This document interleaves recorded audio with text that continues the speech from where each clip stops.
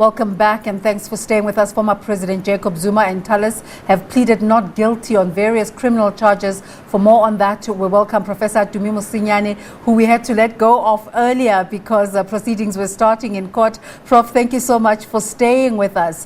What are your impressions of what transpired this morning? Good day, Audrey and the viewers. Yes, it's quite interesting that towards the end of Advocate Mpofu indicated that Mr. Billy Downer lacks impartiality and independence in the fact that there was a previous case in which he filed an affidavit opposing the NPA to throw charges. We are talking about a case that is already closed. Mr. Zuma cannot, in this instance, want to use that as a defense for Mr. Downer to step down, because there was no record of impropriety that was recorded on that case during that particular time. Nothing was recorded as a complaint. Now, for him to raise it at this moment, there's no merit to it, and it's likely to fall. The legal counsel is using this as a part of their strategy to either get Billy Downer recused or say they're entitled to a recusal. Is that so? From what the legal counsel says, and that who says that should the court agree that Mr. Downer must step down, automatically they are saying that they have the right to acquit. I mean, Jacob Zuma. In essence, who is a prosecutor here? What is the role of a prosecutor? A prosecutor is not a judge. A prosecutor is not an arbiter. A judge is the one that makes a decision. The role of the prosecutor is to present evidence that the state has in a credible manner.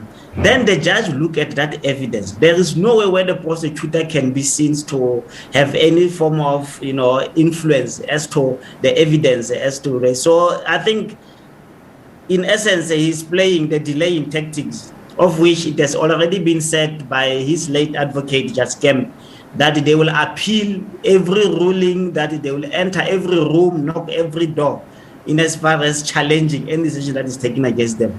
And it has become clear now with this case. And now they're coming back on the 19th of July to hear the state's response to the plea for recusal. What is your sense? Will the state accede to this plea? I doubt indeed that it will have any merit before the court. The fact that they have not filed everything at the moment makes it difficult for the state to understand as to what is the basis for it. But in essence, is going to harbor around impartiality and independence of Mr. Downer during the DA applications to reinstate the charges against him. And in essence, it's something that does not have merit. Our courts are not going to entertain it. In fact, the court has already indicated that they have some structural guarantees in place to ensure that a fair trial is achieved.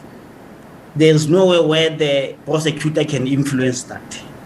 Let's bring in our political editor now, Mzwai Mbeje. Mzwai, throughout the morning, we have been talking to the different colleagues on the ground about the new faces that keep coming through. But that surprise appearance by Advocate Dali Mpofu after that conversation about the former president not being able to afford legal counsel. What do you make of it?